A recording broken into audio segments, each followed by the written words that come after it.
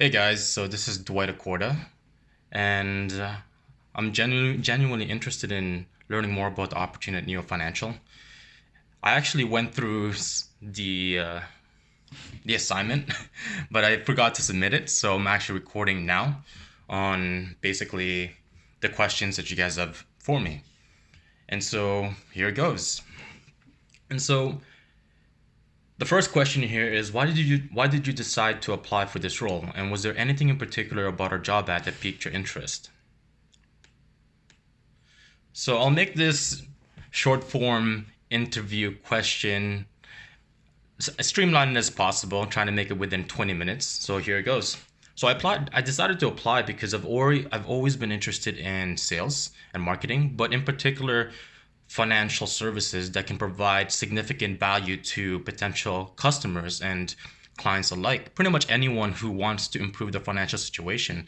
So after doing some research on Neo Financial, as well as some mild research on cognitive marketing, I find that it seems like there's a symbiotic relationship in terms of promoting financial services with Cognitive's marketing expertise and Neo Financial's new and interesting, let's put it that way, services.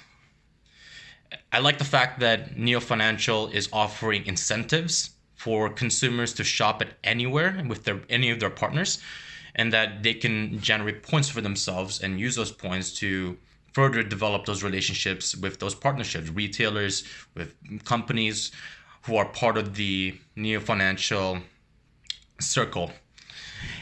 And so that's really it. So I've always been interested in sales and marketing and financial services. I've had the opportunity in the past to learn more about software sales as well. And I'm always interested in pursuing opportunities that can really generate significant value creation for the long term, not just for the short term, not just maximum profits for the short term, but improving upon the state of businesses and generating long-term value creation, making sense for the consumer who wants to save as well as want to buy things that they want and need, and also creating a savings buffer.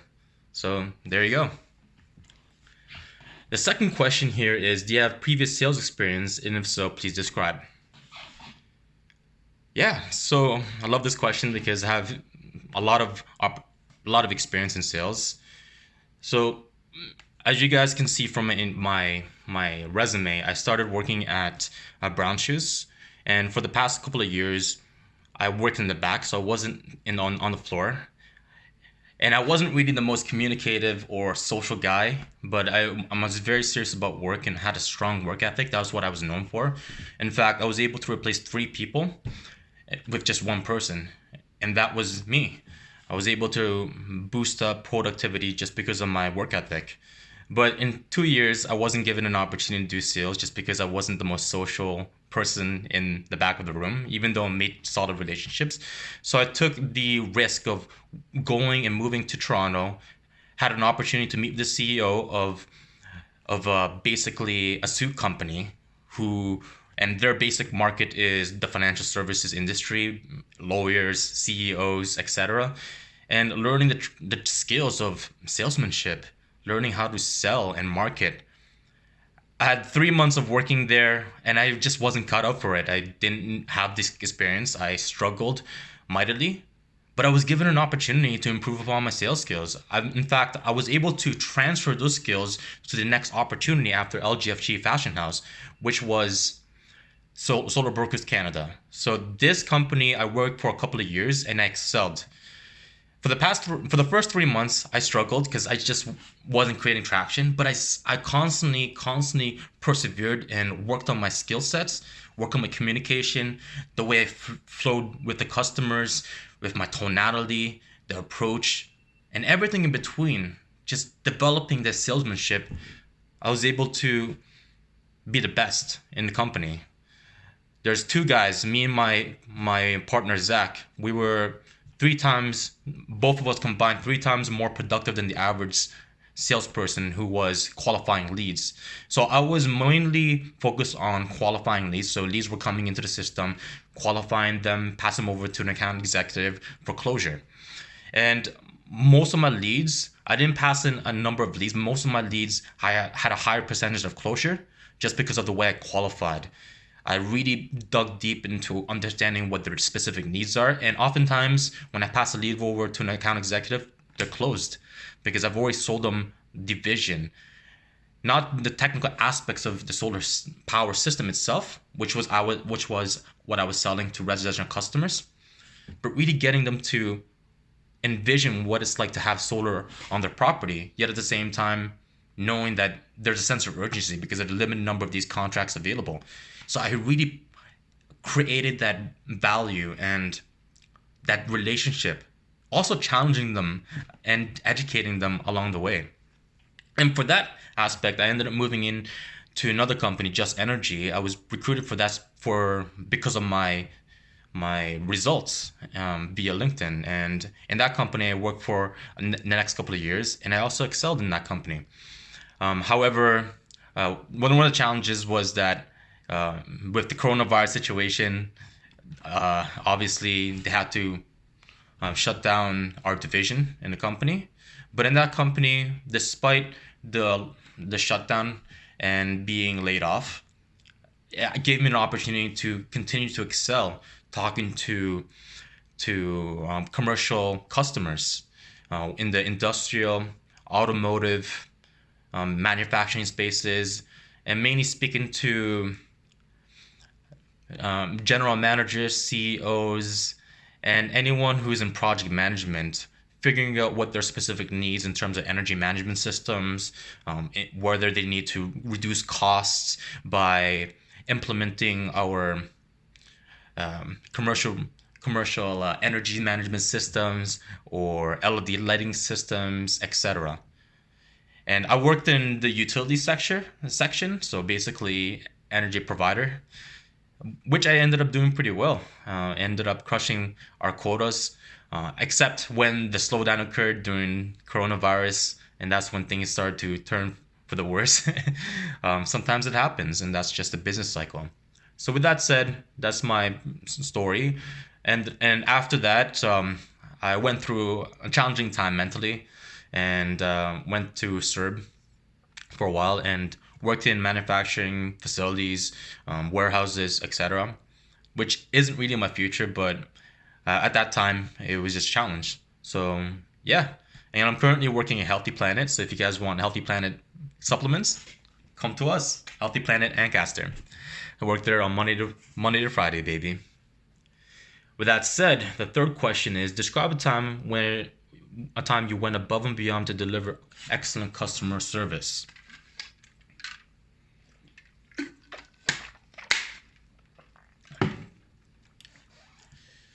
So I've always loved customer service, and oftentimes customer service and salesmanship go hand in hand.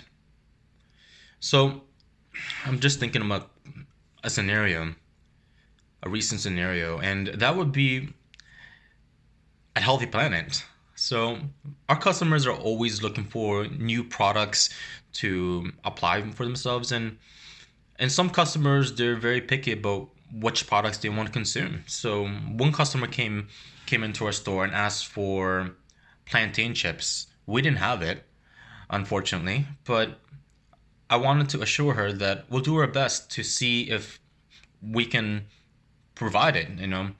And I went to the back of the store, let the manager know that the customer's looking for these plantain chips. Obviously, we didn't have it, but just the idea of letting the customer know that we're looking out for her, just it's all about demonstrating that we're there for her, regardless of what anyone thinks. So yeah, just assuring her that hey, we may not have the product, but we'll see if we can get it. And if you come in next time around and you really want those chips and you want to come to our store to buy those chips, then we'll do what we can to see if we can source it and find a buyer, or let the buyer know to source it. Figure out if this is something that customers really want and create traction. And just creating assurances that if we don't have those chips or any of those products, then we'll go to an alternative solution. Like, hey, maybe you want beet chips. beetroot chips or carrot chips, whatever it may be. If you're interested, here we go. It's just going above and beyond and just assuring them that, hey, we're there for her. So the fourth question is, this position requires customers outreach, approaching customers to make a sale. Can you describe a time where you were rejected or experienced failure in a work or school capacity? So one particular scenario that I can think of was, it wasn't really a failure, but I suppose there was a lot of objections, and in a way, it was a challenging. It was, well, I loved it personally, but others I don't think would have loved it because the customer itself was very finicky and analytical. So this is the type of customer that not many people can handle, especially when they're constantly challenging you.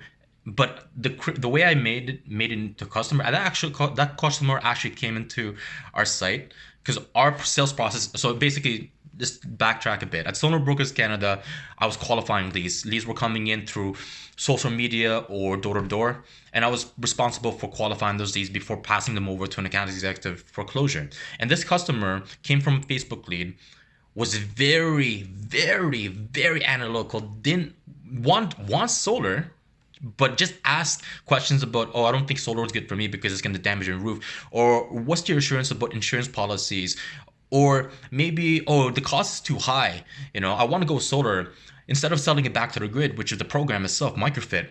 Oh, I want to use the solar right away. I don't want until I use the solar right away. So there was a lot of objections and challenges, but I can tell that this customer, if handled correctly, would have closed. And only a certain individual can close that deal. And I had to assure that customer that, hey, I love your questions. And so these are great questions to have.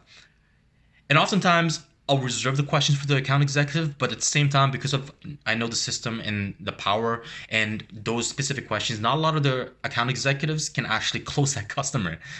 So, and they were just finicky, always created challenges about going solar, and didn't really trust us that, hey, we're just here for the short term, we just take your money, etc. Just constant barrages of questions that not many account executives will be able to handle. But it takes some sort of individual to really assuage and ameliorate those concerns.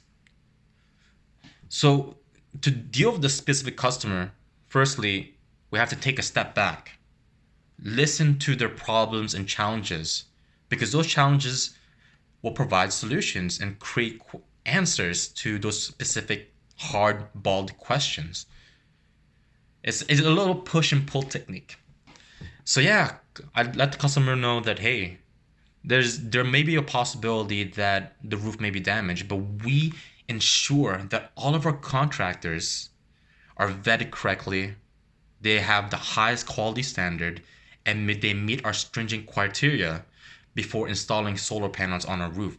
So we do a major inspection on the roof to ensure that there are no damages whatsoever.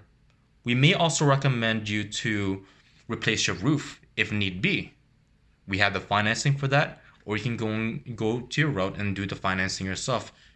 But before we take it to the next steps, even just qualifying for the microfit program, we have to ensure that the quality checks are made first before installing the panels on your roof. So that's just one specific question and they're constantly saying, oh, those are the great questions before passing them an account executive. And another objection is that he didn't really trust us because we do our sales over online. And basically everything is online, and that's how we sell our deals. But I often invite our customers to come in from wherever they are in Ontario, even a 2.5 drive away, to make that commitment. You're interested? You have a lot of questions? Come to us and we'll serve you. And there's a higher closing percentage of customers coming into our shop, our office, and closing because they know that we're a legitimate company.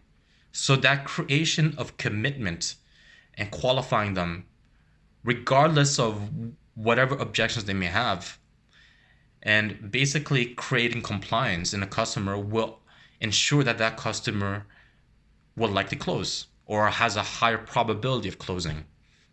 which the customer ended up closing that day of, because they ended up meeting me. I got one of our better closers to answer the questions. Boom, deal and done. Unfortunately, this customer ended up deciding to pull back, but because I've already made that made that connection with the customer, I ended up sending him an email saying, "Hey, thank you for the opportunity, and I love our conversations because I oftentimes make a lot of good relationship conversations at the beginning." I actually sent him a book about one of our conversations about like physical development, economy, etc. He ended up liking it to the point that he ended up coming back. And one of the challenges that this customer had was the economy and the fact that the market for program will go down and etc. Which ended up doing, but he ended up backing away, coming back, and when the market for program ended, and instead of selling it back to the grid, he ended up financing it, and basically ended up his goal is not to sell it back to the grid. His goal is to use it. So I figured, hey, you have the solar panels on your roof, take advantage of it and just use it to power your home. Simple as that. And yeah, it's a lot of objections, but that's one particular story. Now going to the next question here. Find a random object and practice a sales pitch of how you would sell it to a customer in 60 seconds or less. So I'm just going with the flow here, so bear with me. Because I work at Healthy Planet, I actually didn't buy this from Healthy Planet, even though I would recommend you guys to come by and check us out, because baby, oh baby, we got some great supplements to enhance your productivity, make you feel good, and maximize your well-being, baby. So it all depends upon what your specific goals and needs are. If you are a vegetarian or a vegan, I would recommend this product in itself, Progressive Vega Essential All-in-One. One of the biggest features about this product is that it contains almost 100 phyto and veg essential nutrients for your body, as well as vitamins and minerals and omega-3s. So basically, if you want one full serving into a cup and shake it up, drink it up, and you'll get all your vital essential nutrients, macros and micronutrients. So it's one of the best products that I personally use to give me that significant foundation to enhance my well-being, right?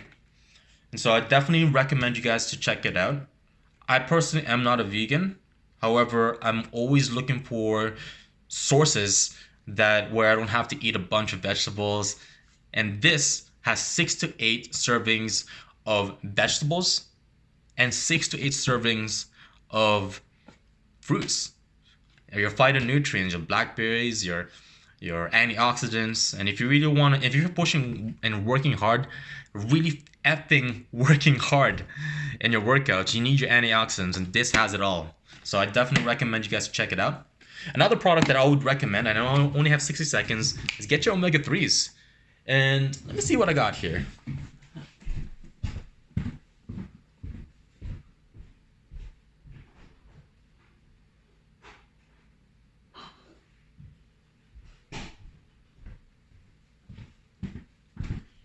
If you guys are looking for a product to really enhance your, not just your mental well-being, but your heart and brain health, I suggest getting Nutri-C Omega-3s plus vitamin D. But the Nutri-C line is a phenomenal product lineup that has all of your Omega-3s, your Omega-369, and basically they're sourced naturally, and they always want to make sure that the quality checks are rigorous enough, so that way there are no impurities whatsoever, and the fish are well sourced, ideally organic. Sometimes they're not, but mostly they focus on the highest quality fish to source the oil from. So I definitely recommend you guys to check out Nutri-CD. But there's a number of other products that we carry at Healthy Planet, depending on what your specific goals and needs are. So we definitely suggest you guys to check it out and come to Healthy Planet, Ancaster, Canada. You can meet me up there. I'm still 1.5 or 2 weeks in, but hey, I'm having some fun, baby. And now, the sixth question is, how do you keep yourself motivated? Simple. I'm gonna keep this as succinct as possible because I gotta go to work. But how do I keep myself motivated? I always have a purpose and a vision, and I focus on my vision, my passion. I wake up at 3:30 in the morning every single day, take my medicine and supplements, and then I take about an hour and a half writing down and jotting down on my notes. I tab a journal, get myself ready and primed up before I go to do workout, let's say between 5 to 9. So I have a lot of time within that time frame to do what I need to prepare and get myself set ready for the day. And how do I keep myself motivated? And simple. Having a vision, having a mission, having passion, and deriving that passion towards your overall goals will enable you to fulfill your overall vision. So that's really where I derive my motivation from. That's where I motivate myself. It's not even a motivation. There's an interesting quote, and I can't remember the quote, but I'll just kind of give you like a rundown of the specific quote, paraphrase it a little bit. I think it's Thomas Edison. He says 1% inspiration and 99% perspiration. And that's really it. I inspire myself in the morning every single day, and I just work every single day to achieve my personal goals, whether it be fitness, which I ended up gaining 50 pounds over 3 months due to severe depression back in September 2021 until December 2021. 50 pounds of freaking 50 to 60 pounds of weight. And I was from 165 to 250 and gained to 225. So right now my goal is just to get fit and get back into shape. I'm right now 215, and the goal is to get down to 165. And in 4 months, the next step is to focus on career development and professional development. But everything is structured in a way where it's all about goals because it's all about a vision. It's all about turning shit into fucking diamonds, and then diamonds into winning. And sometimes you have a goal, so you have a goal. We have goals in order to earn that gold. So that's the goal every single day. Excuse my language there. And why do you think you would be a good fit for the role? As I mentioned before, I've always been interested in financial services, especially in encouraging people and consumers, pretty much anyone who wants to improve their financial situation by basically being incentivized and generating points to consume the products and services that they want and need. And I believe New Financial has those integral components to really creating sustainable value creation for the long term, not just for the average folk who can't afford to pay for the groceries every single day and they can't really figure out what to do next, or they don't have enough savings buffer. But I like the fact that there's a lot of interesting aspects with New Financial Services where I can generally promote. I'm looking at the cryptocurrency integration, or they're looking into improving the cryptocurrency integration. There's a likelihood that our society will move into that space where they don't have to effectively rely on banks. And there has to be some sort of sustainable solution when it comes to further devaluation of our currency, because banks are constantly pumping money, currency units into oblivion, and there's not enough products and services being created, or at least manufacturing products. Now, I'm getting a little too high up there in terms of the higher elevation of what's going on in our economy, but there has to be major solutions that have to stabilize our economic lifestyles, because everything, basically the major rule of our society, basically everything in the universe is all about economy, and there's a lack of it in our society. So my purpose and mission is to improve people's financial situations, as well as to provide a service that is essential to our societies through sales and marketing. And I like the fact that Cognitive Marketing and Neo Financial have that symbiotic relationship. So with that said, I have 10:20. I gotta go to work, but I genuinely believe that I have a lot to learn, and I'm very curious about the company and its product lineups. And yeah, looking forward to it, guys. Anyway, that's done, and that's a wrap up. It's a pleasure, guys. I gotta go to work. I only have a minute left. Thanks for taking and looking at my video, baby. Cheers, guys.